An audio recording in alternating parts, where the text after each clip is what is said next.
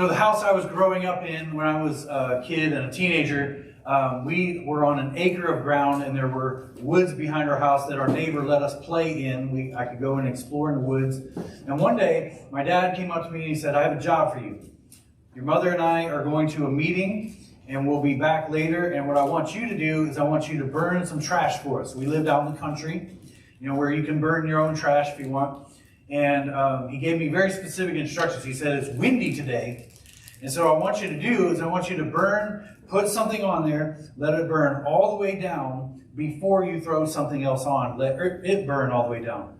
Then throw something else on." So I'm doing that. I'm following the instructions. My dad will be proud. I'm doing it the way he said, because he said, "I don't want something to blow off. It's windy today. I don't want something to blow off." So I'm doing that.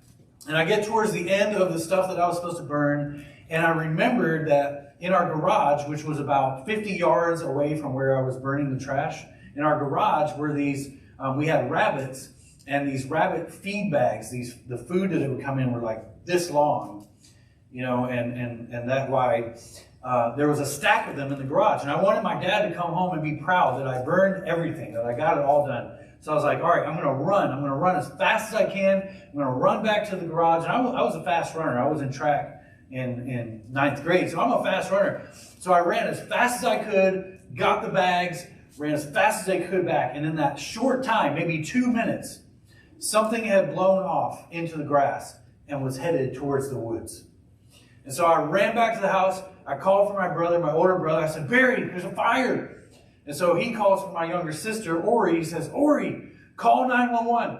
And me and my brother, he takes me, and we go and we grab buckets.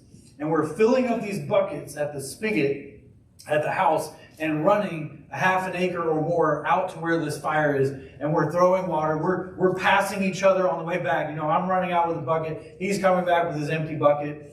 At one point, the fire had started to catch the leaves on the trees. And I was like, oh no, that's it. I'm burning the forest down. That's it. I'm going to be on the news for burning the woods down. And I had Smokey the Bear in my head, shaking his head like, "You did not prevent a forest fire today." So we're literally throwing water up in the trees now, up in the leaves of the tree to put this thing out. It was bad. Now, thankfully, we got all the fire put out before the fire truck got there. And when the fire truck got there, it was this pitiful little fire truck. I'm just like, I don't think that thing would have put the fire out anyway. Me and my brother put it out. Team effort. Team Harper. We got it done. And what couldn't have done it without him, without all of us doing our part.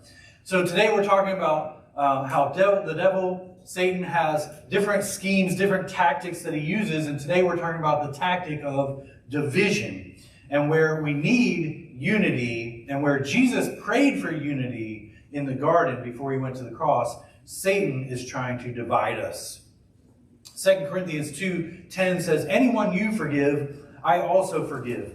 And what I have forgiven, if there was anything to forgive, I have forgiven in the sight of Christ for your sake, in order that Satan might not outwit us. For we are not unaware of his schemes." Paul said we are not unaware of his schemes, and I agree with him. I don't think we need to be unaware. I think we need to know the tactics that the enemy is using. Would you agree? We need to know the tactics so that we know how to counterattack his tactics. So Satan loves to drive a wedge between people, between husbands and wives, and fathers and sons, and mothers and daughters, and brothers and sisters in Christ. He loves to drive a wedge between people and get them mad at each other and give up on each other. His goal is to create friction where God meant for there to be harmony. He tries to create fighting where there should be peace. He sows seeds of hatred where there should be love. And a lot of times, he succeeds.